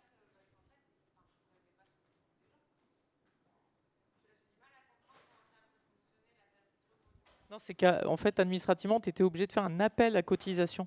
On était obligé d'envoyer un document pour faire un appel à cotisation, comme quoi tu étais d'accord pour de nouveau adhérer à l'ASPEC.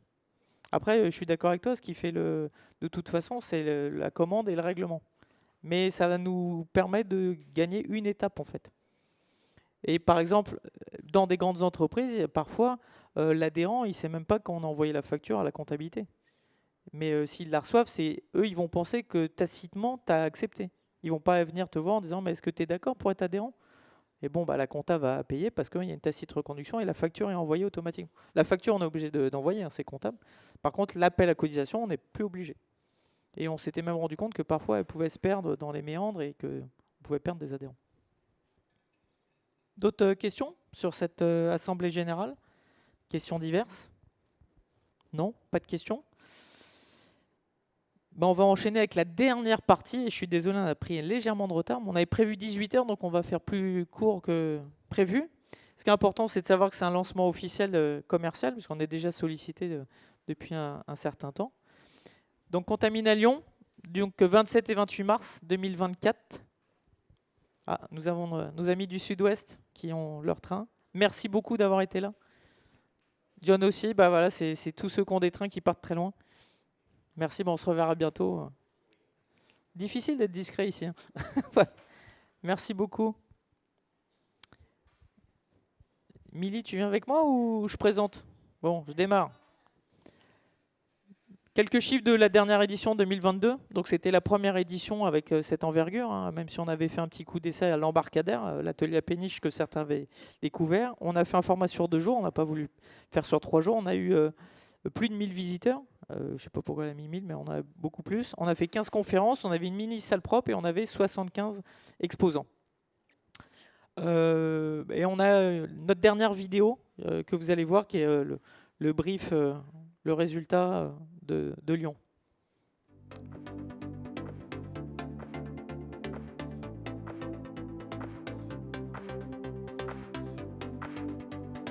Bonjour, Contamine à Lyon, nouvelle édition lyonnaise avec un peu plus d'ampleur, un nouveau site, une ouverture un peu plus régionale avec 70 exposants sur la partie services et produits pour répondre à l'ensemble des utilisateurs salles propres multifilières.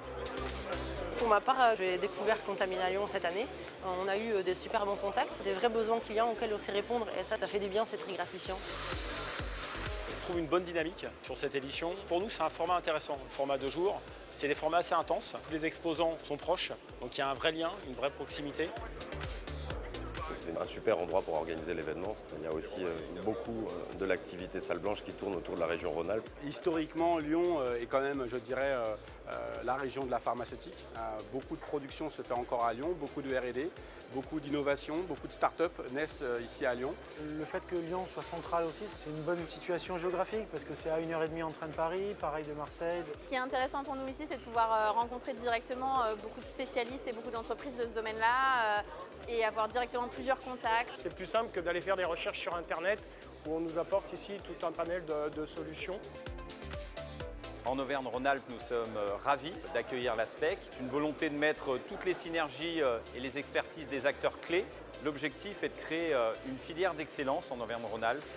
Et aujourd'hui, on travaille avec des membres de l'ASPEC pour justement développer des projets en région Auvergne-Rhône-Alpes sur une filière d'excellence dans la gestion de la contamination avec les membres de l'ASPEC. Aujourd'hui, je suis venu à la conférence ASPEC pour m'informer un peu des évolutions normatives. On a toujours des petites questions sur la réglementation parce que c'est quelque chose qui évolue et qui change assez souvent. Et l'avantage de ce congrès, c'est qu'on peut justement discuter avec les intervenants qui présentent les sujets.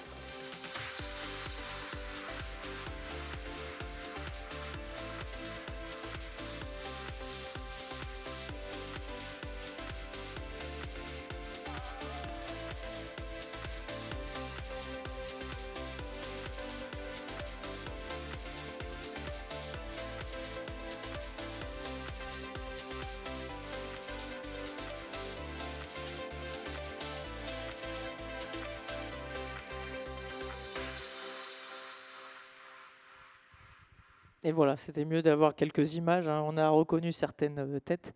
Mais ouais, une très belle édition et on était ravis de cette première réussite. Donc du coup, on recommence. Quelques chiffres. C'est vrai que ça a été très régional, comme l'a dit le conseiller régional. Plus de 60% de visiteurs qui étaient issus de la région, donc plus de la moitié. Et en termes de filière, de fonction, pardon, bah là aussi, et ça c'est le reflet un peu de tous les événements ASPEC, c'est assez représentatif de toutes les fonctions, hein, quelles qu'elles soient, projet, production, maintenance, services techniques et autres. Et pareil sur les secteurs d'activité, tout à l'heure on a entendu quelqu'un parler de l'industrie pharma, les biotech, l'industrie spatiale, aéronautique, et les dispositifs médicaux et les établissements de santé. Et puis d'autres, on essaye d'être justement, comme on disait tout à l'heure, dans la base de données, d'aller un peu plus vers toutes les filières utilisatrices de salles propres. Donc c'est parti pour la deuxième édition. Donc là, ce qu'on a décidé de faire, c'est d'ouvrir un appel à candidature pour faire des mini salles propres. On en avait une la dernière fois. On se dit, bah, au vu de la surface et puis de l'attractivité, bon, on va faire un appel à candidature, voir si on peut mettre 2 mini salles propres. On a prévu 84 stands, là vous voyez 23 de 6, 61 de 9 mètres carrés, avec évidemment toute une campagne de sponsoring, de communication à mettre en place, que ce soit les pavés publicitaires, les logos, les posts LinkedIn. On propose des vidéos, des interviews maintenant sur les stands parce que ça met en avant nos exposants. Voilà le plan tel qu'il existe et voilà, vous êtes en avant-première, vous êtes les premiers à le voir. Et voilà, bah pour ceux qui sont là, vous pouvez déjà mettre des options et des résas avec Émilie, hein, pour justement choisir. Donc là, l'entrée est à gauche. On aura le stand ASPEC qui est tout de suite là, comme on l'a la dernière fois. Et donc l'idée, c'est de mettre une salle propre à l'entrée du salon et une devant les salles de conférence. Et on a gardé la même logique parce que c'était un flux qui fonctionnait bien avec les cocktails de chaque côté, puis l'accès à la salle de conférence en face. Voilà, donc j'en ai terminé. Vous pouvez choisir votre stand pour ceux qui le souhaitent. De toute façon, on va lancer la campagne commerciale dès demain à l'ensemble des exposants, adhérents. On va après construire le contenu Donc, comme je le disais, hein, le contenu, c'est en théorie et en pratique. Donc, l'idée qu'on a, c'est le matin, ça sera de la théorie sur certains sujets qu'on va définir avec Philippe, le conseil scientifique et le conseil d'administration. Et donc, l'idée, c'est en théorie plutôt une approche théorique le matin, et puis l'après-midi, animer des ateliers pratiques dans la salle de conférence qu'on adaptera en fonction du nombre d'ateliers qu'on aura. On en parlait, on l'avait fait une fois avec Raphaël à Lyon. On avait fait une démonstration de pose de sol salle propre spécifique. On avait fait des ateliers de comptage particulier, des ateliers de désinfection de surface par voie aérienne. Enfin voilà, et donc il y a plein de choses. On se dit, bah, les gens, ils aiment bien voir l'aspect pratique. Donc on se dit que ça va avoir du sens. Voilà. Et si vous avez des idées, bah, on est toujours ouvert à toute idée, toute conférence et tout contenu.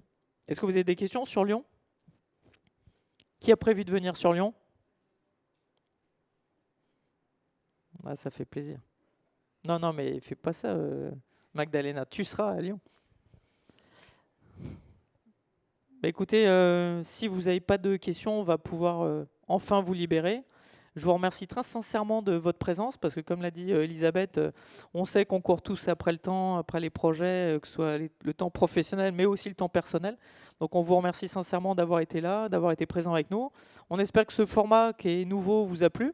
On enverra une enquête satisfaction pour voir ce qui a bien été, ce qu'on peut améliorer, et voilà, et peut-être reconduire le projet si ça vous parle. Et puis là aussi, si vous avez des points d'amélioration, n'hésitez pas, on est là pour ça. Encore une fois, merci d'avoir été là. Et puis, ouais, j'ai un peu soif.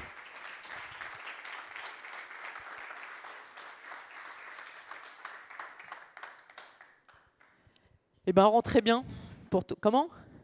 Voilà, pour si jamais il y en a qui veulent prendre des stands. Quelle caisse à sortir.